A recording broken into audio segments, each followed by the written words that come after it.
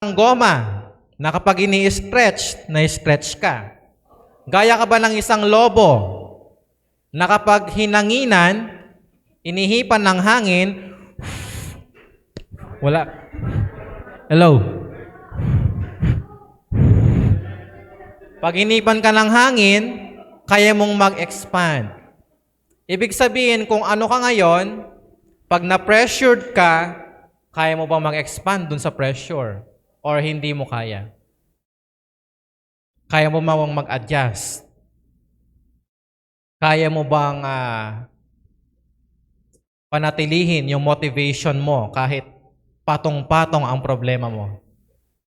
Yan ang expandable sa buhay, no? Kaya mo bang, magpatuloy kahit sobrang lungkot ka?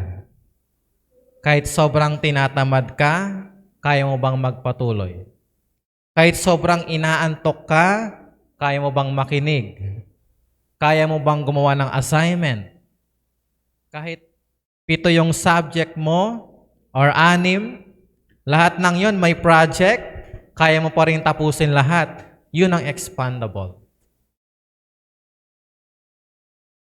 Pag ikaw ay pinangaralan, nakikinig ka, expandable yon. Pero pag pinapangaralan ka, iniisip mo, ikaw pa rin ang tama, hindi ka expandable. Kapag mali ka, iniisip mo, ikaw pa rin ang tama, kinokorek ka na, hindi ka expandable. No? Kapag ikaw yung may atraso, ikaw ang nangutang, sinisingil ka pa, hindi ka expandable. Pero pag ikaw nangutang, nagkusa ka, ito yung bayad. Expandable ka. Na-stretch mo yung sarili mo. Kaya mong mag-adjust. Ito yung maganda. Kapag ikaw na yung mali, at ma-pride yung kaaway mo, pero ikaw pa rin yung lumalapit para ayusin, abay, napaka-expandable mong tao. Pakita ng katabi, ganun ka ba? Yung ma-pride, hindi expandable. Yung kayang kainin yung pride, lunukin yung pride, kahit siya yung tama, or kung mali, expandable. Mahalaga ba maging expandable tayo? Napakahalaga.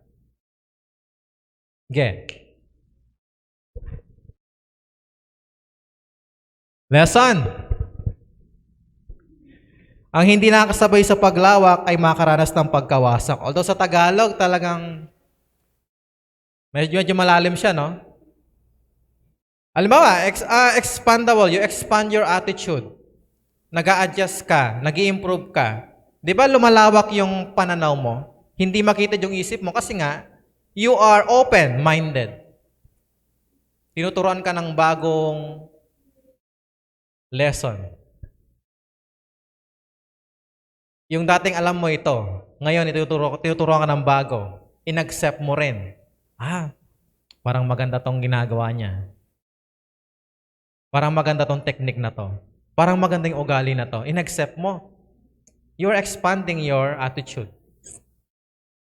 Diba? In-stretch mo yung sarili mo. You are open for maturity. Yung mga taong hindi nagmamature, sino? Yung hindi stretchable, hindi expandable. Gusto mo mag-mature? Be expandable. Pag isabi sa katabi, dapat expandable tayo.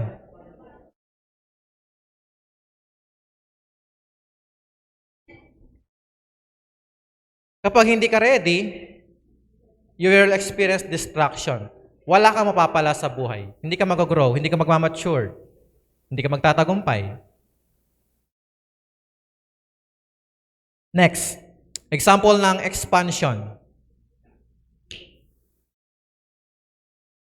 Okay, SM Supermalls, ilang stores meron sa Pilipinas? 85.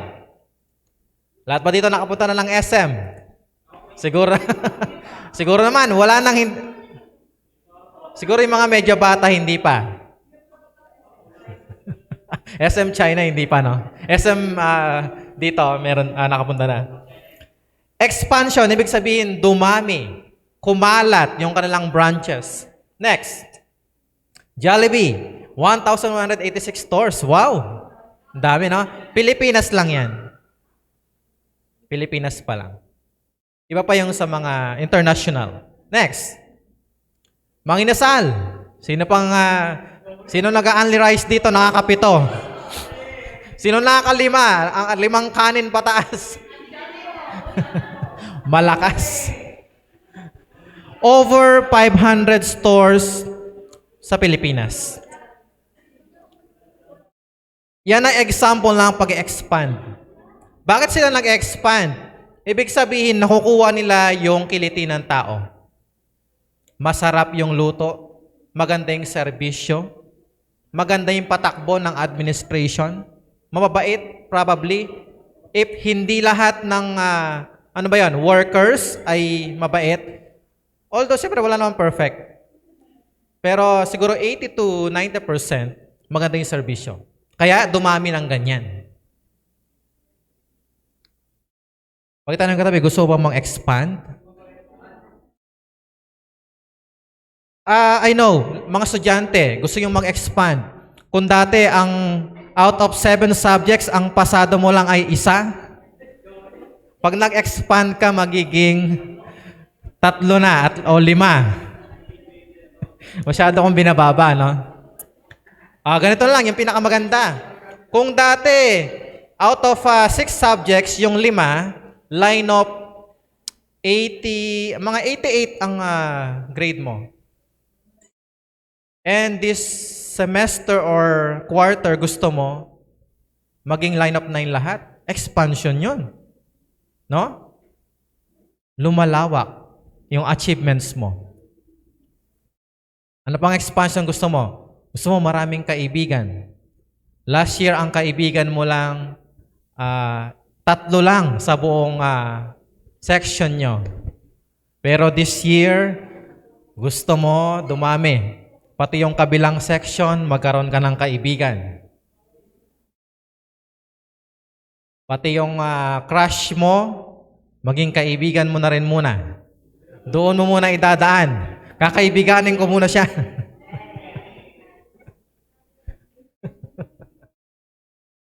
Hanggang mag-expand, magiging kayo.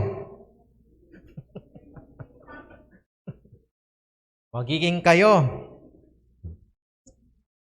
Magmamansary kayo. Mag-anniversary kayo. After 1 year, manlalamig na siya. Yun pala, nag-e-expand na rin siya. Number 1 ka, pag number 2 yung ipang-expansion niya.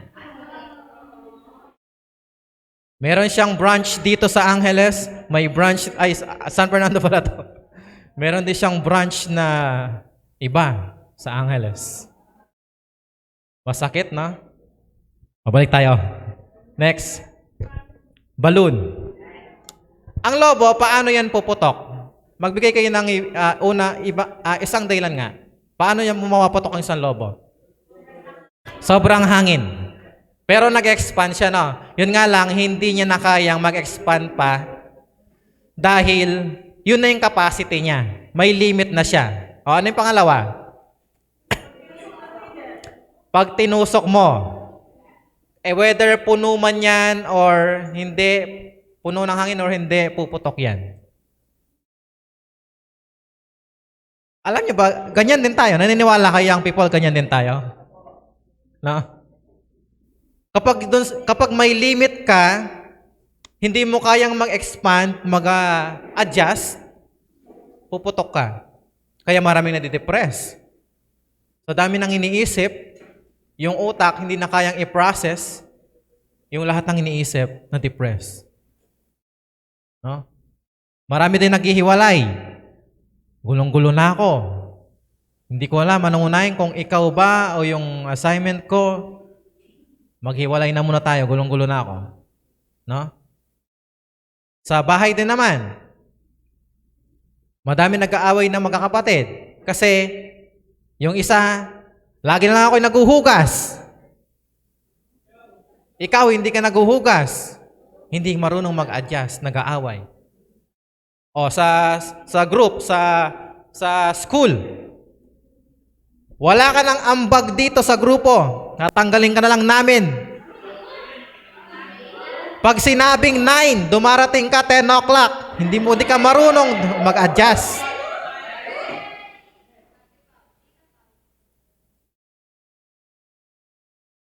O baka naman, kapag leader tayo ng grupo,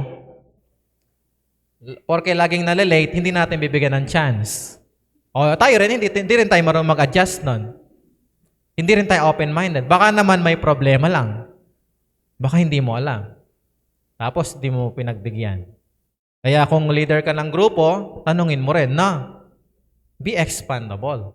Both side yun. O next. Bang. Ayaw kong pumutok kayo. Why we are talking about this?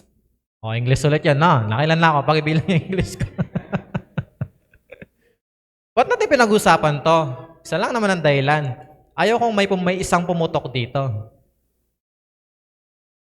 Alam ko, young people, sa school pa lang, marami nang pinapasok sa schedule nyo, maraming assignment, maraming project. Dagdag pa dyan yung mga relational problems, problema sa kaibigan, problema sa pera. Marami kayong problema, even me. At kapag ang problema, marami, yung sarili mo, hindi mo na kayang i-expand dahil punong-puno ka na nga, puputok ka. Pakita ng katabi, gusto mong pumutok. Gusto bang mawasak? Ayaw natin yon. Example ng isang babae na hindi nagpawasak or nag-expand. Next. Si Mama Mary, kilala niyo. Sino si Mary? Nanay ni Jesus Christ, asawa ni Joseph. Nang ika-6 na buwan ng pagdadalang tao ni Elizabeth, ang anghel na si Gabriel ay isinugo ng Diyos sa Nazaret na isang lungsod sa Galilea upang kausapin ang 27, isang dalaga na ang pangalay Maria. Siya ay nakatakda ng kasal kay Jose, isang lalaking buhat sa angkan ni Haring David. So may isang mensahero. So hindi pa uso yung text noon, hindi pa uso yung call, hindi pa uso yung messenger, hindi siya chinat. May isang angel na dumating, sinabihan siya. May message sa kanya. Next. Verse 28, lumapit ang anghel sa dalaga at binati ito. Magalak ka, ikaw ay labos na kinalulugdan ng Diyos, sumasa iyo ang Panginoon. 29, naguluhan si Maria at iniisip niyang mabuti kung ano ang kahulugan ng ganoong pangusap. Ikaw ba naman, hindi mo alam kung tao yung kausap mo or ano, pero ang sinabi ng Bible, angel ang kausap niya. So, nagulat siya, naguluhan siya. Next.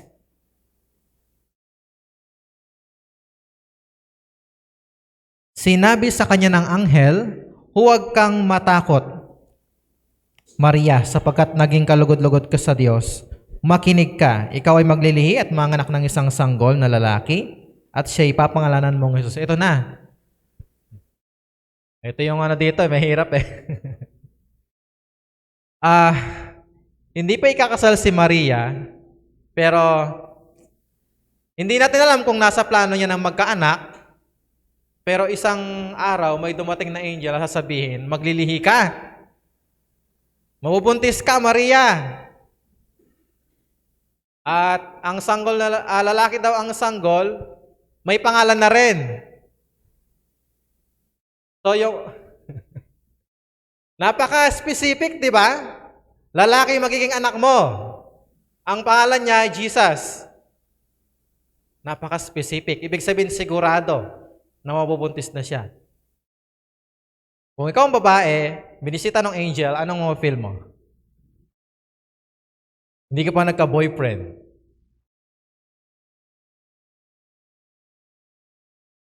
Oh, Kim, ikaw ay pinagpala. No? Faith. Huwag kang matakot, no? O imaginein, ilagay mo yung sarili mo sa buhay ni Maria. Sasabihin, mabubuntis ka. What will you feel? Tingnan natin, ano na feel ni Maria? Next. Siya ay magiging dakila. Yan na ba yan? Tumalon? Okay, 30. Okay, 30. 32. Siya ay magiging dakila, tatawaging anak ng kataas-taasang Diyos. Bibigay sa kanya ng Panginoong Diyos ang trono ng kanyang amang si David upang maghari sa angkan ni Jacob. Magpakilanman. Ang kanyang paghahari ay pangwalang hanggan. Next. So nagtanong si Maria, paano pong mangyayari ito gayong ako'y isang birhen? Yun na nga eh. Alam niyo naman yung birhen, di ba? Wala pang karanasan. Wala pang ipinakasal na asawa sa kanya. So napakahirap nun. Wala pa sa plano. Baka wala pa sa plano ni Maria mabuntis, pero sinabihan siya, mabuntis siya. At kapag ang babae nabuntis, alam naman natin, adjustment yan. At nandiyan din yung expansion. Ano nag-expand sa babae pag nabuntis? Yung tiyan. May mga emotional swings pa. May mga pagkain na kahit madaling araw, hahanapin niyan. Kung may mga nanay kayo nabuntis, alam nyo, may pinapabili. Madaming, anong tawag doon? Adjustment na kailangan gawin.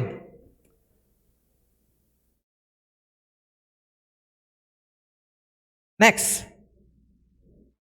Paano pong mangyayari ito? Gayong ako'y isang birhen. Tanong ni Maria. Sumagot ang anghel, sasayo ang Espiritu Santo at magpapailalim sa kanya ang kapangyarihan ng kataas-taasang Diyos.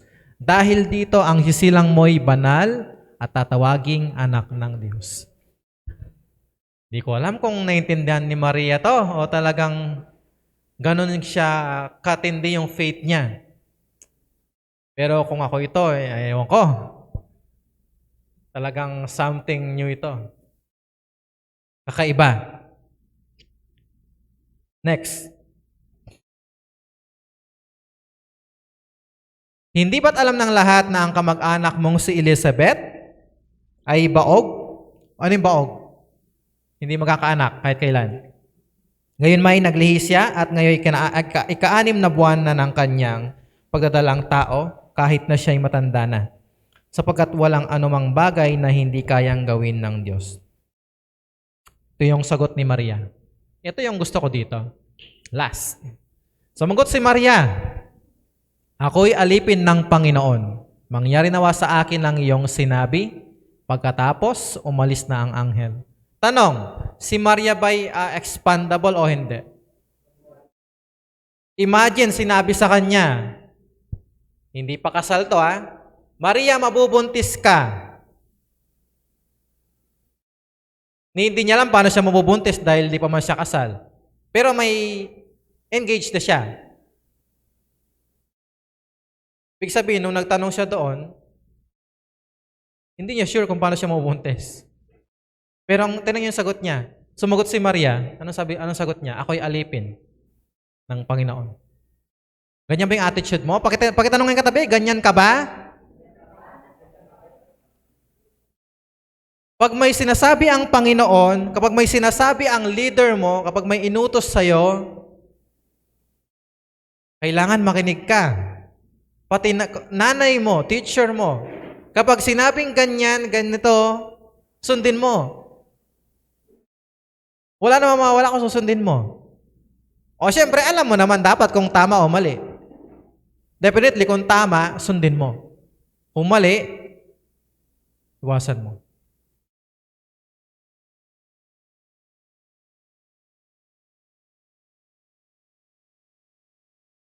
What areas should you expand? Si Maria, next. Si Maria, hindi, wala. Hindi ko natanggal yan. Si Maria, ang daming area na nag-expand siya. Unang-una yung tiyan niya, nag-expand talaga yun Tinanggap niya yung mission ng Panginoon. Tinanggap niya yung purpose na kailangan ipagbuntis niya si Jesus Christ. Imagine, di mo kilala, tapos ipagbubuntis mo. Paano mo kaya pagbubuntis, no? Yung Diyos, no? Ano kayang feeling ni Maria nun habang nasa tiyan? Kakaiba, no?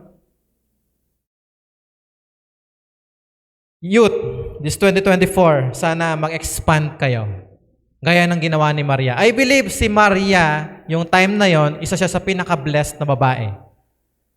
Masaya yung buhay, malusog,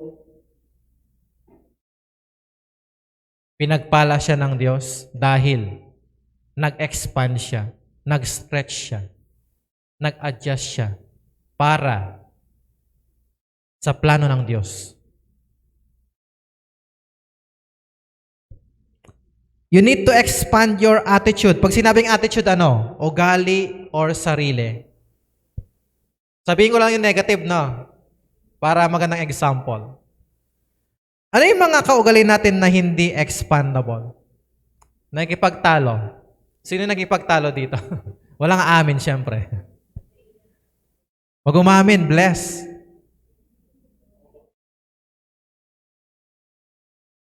Sino dito yung pag may problema, kasalanan mo to eh. Hindi ako, kasalanan mo yan. Hindi, si ganon kasi kasalanan niya. Tinuturo yung sino yung iniisip na mali. Nakikipagtalo. Ay, hindi. Ganito, ito yung gawin natin. Mali yan. Ganito ang gawin natin. Ay, hindi. Huwag tayo doon. Dito tayo. Laging may pang-kontra. Ano ka ba, young people, paano yung attitude mo kapag may ganyang mga misunderstanding? Ikaw ba'y laging gusto mo ikaw yung tama, ikaw yung masusunod? Nakikipagtalo ka ba? Hindi expandable yung ganyan. Pag tayo katabi, ganun ka ba? You need to expand yourself. You need to be open-minded. Pag lagi ka nakikipagtalo, yung mga tao, lalayuan ka. Wala may kipagkaibigan sa'yo. Kaya bilangin mo yung kaibigan mo. Kung may nag-stay na kaibigan mo, tapos nakikipagtalo ka lagi, totoong kaibigan yun. Naintindihan ka eh. Pero kung nauubos yan, tingnan mo yung sarili mo. Baka lagi ka nakikipagtalo. Baka kailangan mong mag-expand ng isip mo. Baka hindi ka open-minded. Baka gusto mo, laging kang yung sinusunod. Okay, sabi sa katabi, huwag kang ganon. Next, pagkainggit.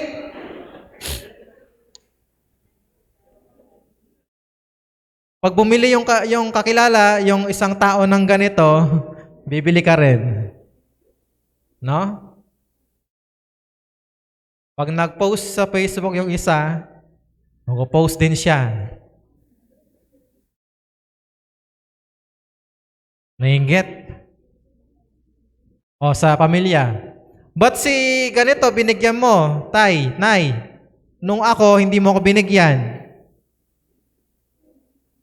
Sa kaibigan. Marami nagkakagulo dahil sa pagkakainggit. Hindi expandable yung ngayong ugali, yung pagkainggit. Pag lagi ka naiinggit sa ibang tao, sila na lang ang lagi mong titignan.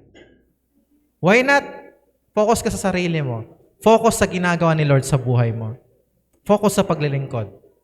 Huwag kang mainggit. Pag sabi sa katabi, huwag kang mainggit. May kanya-kanya tayong panahon kung kailan ibibigay ni Lord yung gusto natin. Okay lang mainggit minsan, pero wag na wag sila ang gagawin mong motivation. Na nakikipagpagalingan, kompetensya ka na. Hindi maganda yon. Pride. Pinisip mo lagi kang tama, tapos ikaw pala yung mali. Hindi expandable na ugali yan. No? Ikaw na yung mali, ikaw pa yung galit. Minsan, ganyan tayo. Pag sabi sa katabi, huwag kang ma-pride. Pag mali, mali ka. Pag mali, magpa-sorry. Ganito naman. Hindi porke ikaw yung tama, ikaw na yung hindi ayos.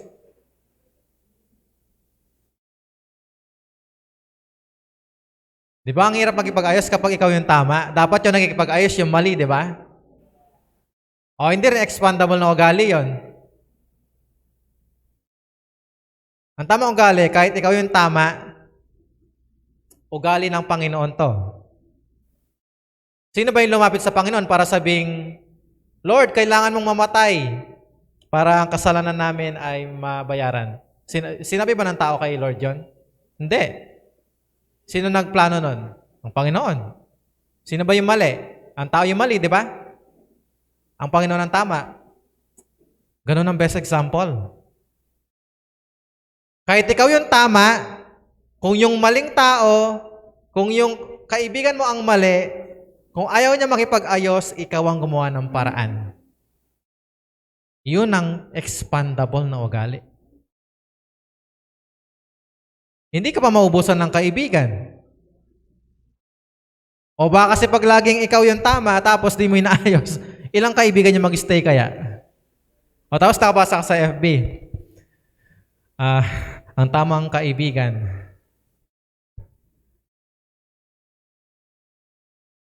Lahat ng kaibigan na tama, yun ang nag-stay. Ilan na lang kaya yung nag-stay? Dahil iniisip mo sila lang yung tama. Konti na ubos na no? Pagka makasarili, gusto mo ikaw lagi yung marami. Pakin yan. Akin na to. Yung laging, dapat sa'yo lahat. Ako dapat ang una.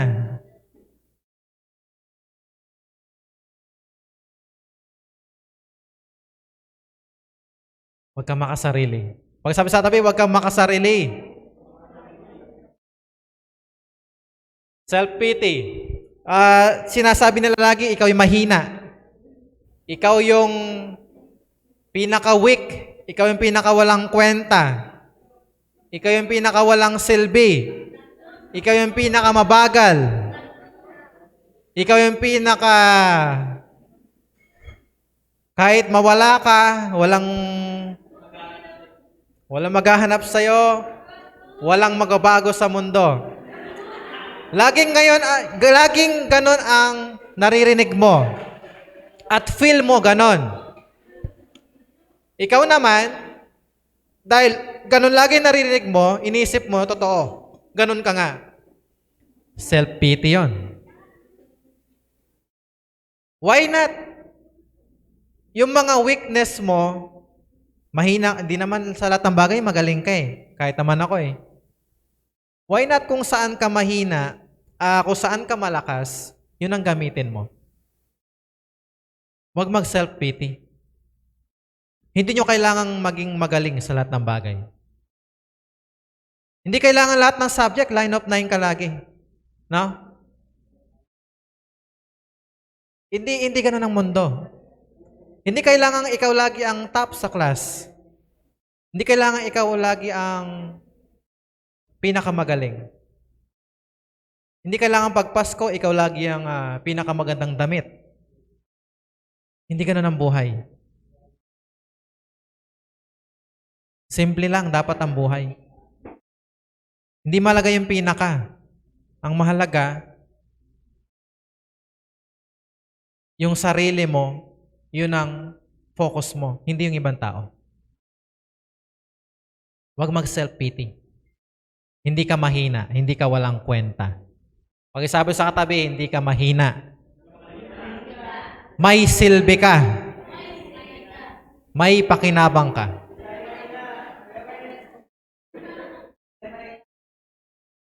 Expand nyo lang yung sarili nyo. Yung sarili nyo, observe nyo lang, i-discover nyo lang. May mga bagay na talagang mahina ka. Pwedeng mahina ka sa math, mahina ka sa memorization, mahina ka sa pagbasa. Pero sa ibang bagay, napakagaling mo. Alam nyo, young people, Yung kung saan ka magaling, pag yun ang ginamit mo, makakalimutan mo na napakahina mong tao. Kasi kung saan ka yung strength mo, yun ang ginagamit mo. Kaya wag mag-focus sa kahinaan, no? Kung saan yung strength, yun ang gamitin nyo.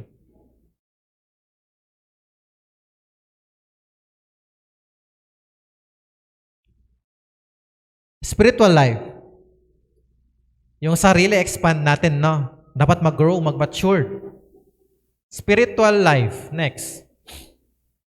Anong i-expand mo ngayon? Ngayong 2024, anong i-expand mo? Spiritual life. I suggest, no? Maglagay kayo ng goal. Every Sunday, buong 2024, hindi ako absent. Yan ang expansion. Hindi ako absent sa morning service, hindi na ako absent sa Inter-3G. Expansion. O syempre, pati Bible study nakasama na kasi nandun na sa Inter-3G yung Bible study. Hindi ako absent sa practice. Absent lang ako pag talagang emergency. Hindi na ako makatayo sa higaan. Hindi na ako makalakad. Doon lang ako absent. No? Expansion yon. No? Ano pang expand nyo? Maglalagay ako ng oras para magbasa ng Biblia, ng salita ng Diyos. Maglalagay ako ng oras para mag-quiet time. Manalangin. Mag-meditate sa salita ng Diyos. Ito yung maganda. Tingnan nyo nga yung likod nyo. Meron pa ba sa likod nyo? Meron pa naman, no? Yung mga nakakita ng blankong upuan dyan, dapat tayo mag-expand. Yan ang mission natin sa mundo. 360 tayo, di ba? 360, binago ng Diyos. Huwag nating solohin yung pagbabago na kayang dalhin ng Diyos sa ating buhay. I-share natin sa iba. Expand. We need to expand. Kailangan mas madaming young people ang makasama natin dito. Mga kaibigan nyo, mga kaklase nyo, mga kabarangay nyo, pinakamalapit, para hindi na sinusundo. No? Invite nyo tuwing Inter-3G para mas maraming young people mag-e-expand tayo. Amen? Yan ang isa sa mga pinagpe-pray natin. Expansion. Mas maraming young people nag-worship sa Inter-3G. Spiritual life. Mag-expand ka. Mag-encourage yung katabi. Expand mo ang spiritual life mo. Baka kasi puro nag-expand na lang tayo. Puro na lang grades ang ina-expand natin. Puro na lang project na maganda. Puro portfolio ang pinapaganda. Puro sarili ang pinapaganda. Puro damit ang pinapaganda. Puro muka ang pinapaganda, no? Magandang expansion yon, pero mas magandang expansion, spiritual life. I-expand mo. Kung naglilingkod ka kay Lord ngayon, dagdagan mo, expand mo, damihan mo. Kung sa Bible study, 5 pa lang kayo or 3, mag-invite ka ng mas marami. Expand. Hindi pwedeng ganyan lang tayo lagi. And kapag nag-expand tayo mismo lahat, mabibless din tayo. Sana this 2024, lahat kayo young people, mag-expand. Kahit gaano karaming ginagawa sa school, kahit gaano karaming problema, pag nag-expand ka ng sarili mo, ng attitude mo, ready kang kahit ma-pressured ka, ready kang mag-expand, mag-adjust, baguhin ang sarili mo, never kang mawawasak. Never kang madidepress. Never kang may stress. Hindi ka puputok kaya ng lobo. Bakit? Yung limit mo, hindi nasasagad. Nawawala yung limit mo. Bakit? Nawawala yung boundaries mo, nawawala. Bakit? You are willing to expand. Pero pag hindi ka willing mag-expand, magbago, mag-improve, mag-mature, pag hindi ka willing ganyan, hanggang dyan ka na lang. Saan mo ba gustong mapunta? Gusto mo ba ng more achievement? More success? More happiness? More friends? Higher grades? Gusto mo ba yon? Marami kayong gusto. Pero para mag-expand ang buhay mo, you need to expand yourself. Kailangan mo mag-mature sa attitude. Lahat ng positive attitude dapat, yun ang i-improve mo. Hindi yung negative. Tanggalin mo na yung negative. And spiritual life. Kung ano ginagawa mong pag-serve kay Lord noong year 2023, sana this year 2024, dagdagan mo. Maging mas dedicated ka, maging mas devoted ka, maging mas masipag ka. Yan ang expansion na kailangan natin. Para mag-expand ang buhay natin. Para lumawak. Para lumago tayo. Hindi lang malago sa ganda, no? Malago sa buhay. Let's pray together.